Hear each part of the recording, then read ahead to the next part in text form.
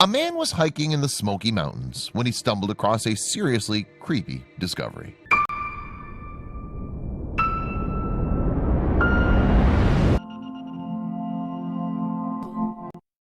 But before we start, please make sure to subscribe and hit the bell so you never miss an upload from us. Also, leave a like right now.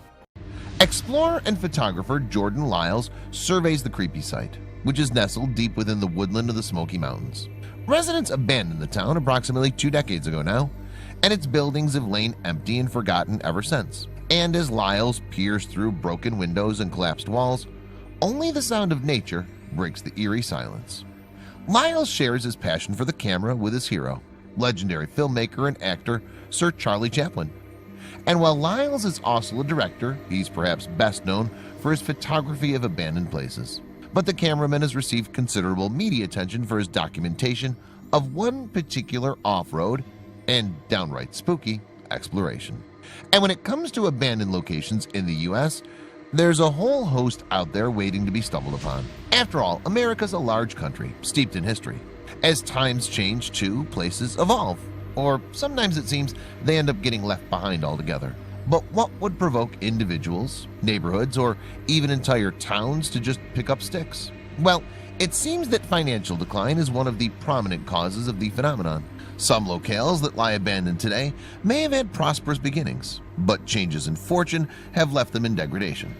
For example, features of places that had once brought in tourists or businesses, such as mills or mines, may have become obsolete, leaving the towns shadows of their former selves. Other sites may be abandoned for far more sinister reasons, however. Take, for instance, the infamous Lake Shawnee Amusement Park in West Virginia. In the 1920s, the owners chose to build this attraction on an ancient indigenous burial ground, which, as it turned out, was a very bad idea. 6 fairgoers reportedly died after the place opened. In fact, and it subsequently fell into disrepair. These days, the only visitors to Lake Shawnee's overgrown rides are those looking to get spooked out on one of the Halloween tours that are conducted there. Another particularly creepy abandoned location is the one in which photographer Jordan Lyles found himself in 2013. The spooky site in question lies in the region of Elkmont, Tennessee, which is hidden deep within the woodlands of the Great Smoky Mountains National Park. The Memphis native is no stranger to the Smokies. He spent 26 years living in the area and still visits the park frequently in his downtime. And it was during one of his hiking expeditions that Lyles happened upon a forgotten treasure.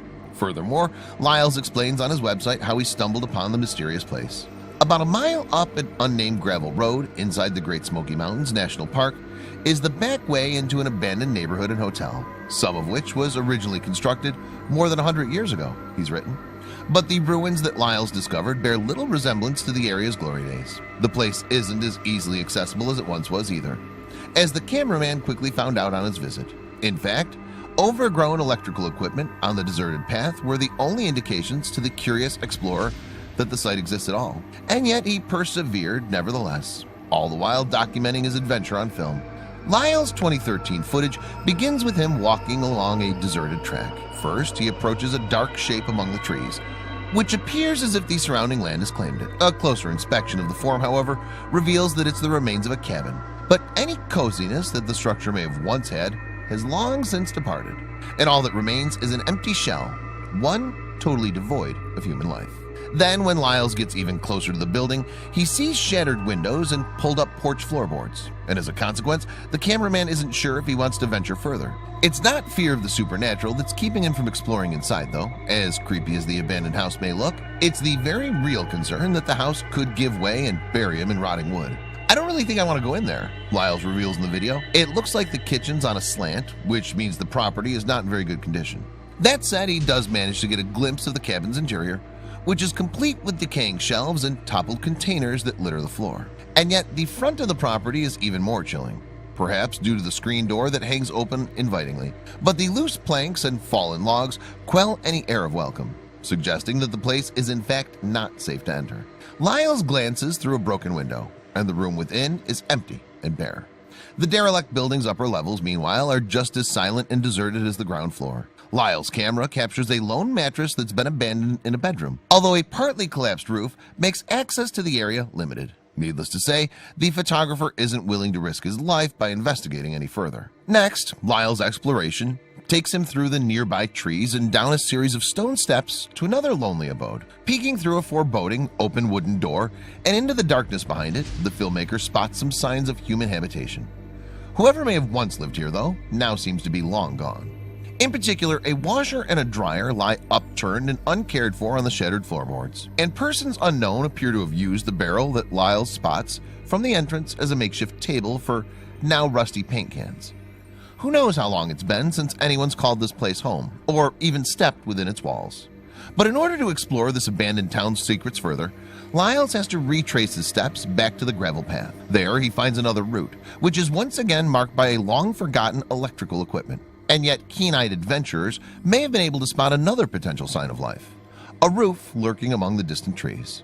Meanwhile, litter scattered around the obscure path serves as a reminder of how still this particular place is. Whether the refuse has been blown in from elsewhere with the wind or thrown away by a former resident is unclear. But either way, Lyles continues on his mission, passing birthday decorations that have been left partially buried by fallen leaves. Up here on my left is another house, Lyles narrates as he continues along the path. This one does have steps. At the top of a short climb is the building to which Lyles is referring, which is missing some of its walls. Yet, while someone appears to have erected a transparent screen to replace the absent planks, that too is now torn and ragged. However, the upside to this makeshift screen is that Lyles can peer through it and get a glimpse inside the abandoned abode. A broken table is the only visible item that seems to be left from the home's occupied days. It also appears that someone has removed the window and propped it up against the wall, frame and all. In order to get a better look inside, then the photographer pushes past a tree that's obscuring a side window, and from his new vantage point he can see an interior living space, and beyond that a veranda, both of which are barren of furniture and fixtures. It looks as if everything in this house has been stripped back to the bare wood and loose planks. In fact, there aren't even any doors to be seen. Then back on the trail again, Lyles spots another 3 cabins in the distance, and it seems that at some point in the past vandals may have broken into the nearest of these houses. The lock is smashed after all, and the door sits wide open, revealing the building's interior and finally allowing Lyles to venture inside. In fact, the house is one of the few in this ghost town that looks as though it's been stable enough for someone to enter. And so, conscious of possible timber rattlesnakes, Lyles cautiously steps inside the vacant cabin's hall. This abode retains more evidence of its previous life than the others, it seems, including some blinds that still hang from the windows. What's more, the house's bathroom, which Lyles locates behind him and to the left, actually boasts a shower curtain, and the blue and white floral material looks in relatively good condition, compared to the rust-speckled shower that it covers at least. The door, on the other hand, has come off its hinges and is now propped up against a wall, and the adjacent toilet, equipped with a ratty blue seat cover, is in a similar state of disrepair. Considering that the building looks this creepy during the daytime, we daren't imagine how spooky it would be to wander through these derelict rooms at night. The house certainly wouldn't look out of place in a horror film, that's for sure. The cabin in the woods, anyone? Only birdsong and the hum of a nearby river breaks the stillness as Lyles scales a hill toward another house. "Check that out," he says, pointing his camera in the direction of the closest property. The roof collapsed on this one, but it hasn't fallen down yet. However, it isn't just the top of the building that appears to be suffering from neglect. The floorboards of these houses did not do well over time, Lyles elaborates as he approaches the structure. We can peek through the window. It looks a little too dangerous to go in. Where there aren't gaping holes in the porch floor, you see, the wooden surface looks menacingly twisted and bent. Meanwhile, what was once presumably the house's main living space is now a crumbling mess of plaster that's tumbled from the walls. And huge patches of the ceiling have fallen away too, revealing bare rafters underneath. Perhaps the broken pipe on the floor holds a clue to what may have caused such destruction.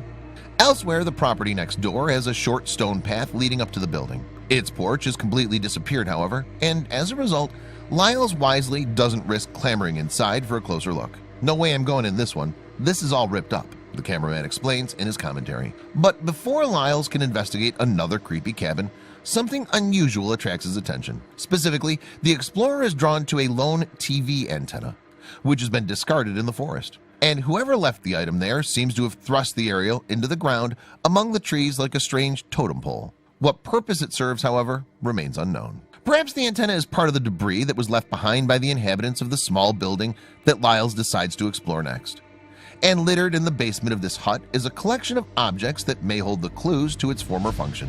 By the look of things, one of the owners may have used the structure as a workshop or storage shed in the past.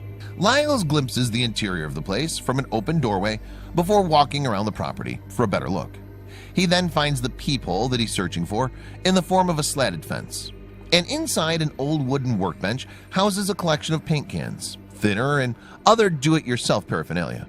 Yet, even from a distance, it's obvious that the final house that Lyles visits is in the worst condition. What little is left of the roof has grown a carpet of moss, and the rest is collapsed into the property, leaving the home's insides vulnerable to the elements. In fact, the entire structure has suffered as a result. For instance, the abode's walls are noticeably warped, while its entranceway has similarly been squashed out of shape. The door itself, meanwhile, has been ripped off its hinges and now lies lifelessly on the ground, revealing a mass of broken wood inside. Lyles understandably doesn't dare enter this building either, but there's still one more place for the photographer to visit, and something about it seems different from the rest. For one thing, this building appears to be the least damaged one in the ghostly area, and one of the few places that Lyles can probably enter safely. But nevertheless, he largely sticks to the outside of the property, using the windows to peer inside, and his curiosity uncovers a large room of unknown purpose. However, the enormous stone fireplace hints that the space may have once served as a social area, or reception perhaps. Both collapsed stairs inside and fallen trees outside conceal the rest of the building from Lyles' prying eyes. But his limited view, nevertheless, gives a feel for what the hidden rooms may have once looked like, before they were seemingly abandoned, that is, along with the rest of the town. So what may have caused the people to depart the area, leaving it in this eerie state of disrepair? Well, an information board on the site provides Lyle with some answers. These vacant buildings were once part of the Wonderland Club, the sign reads. It seems then that the place was once a vacation community, and a prosperous one at that. Contractors had chosen the location because it was near to the busy logging town of Elkmont.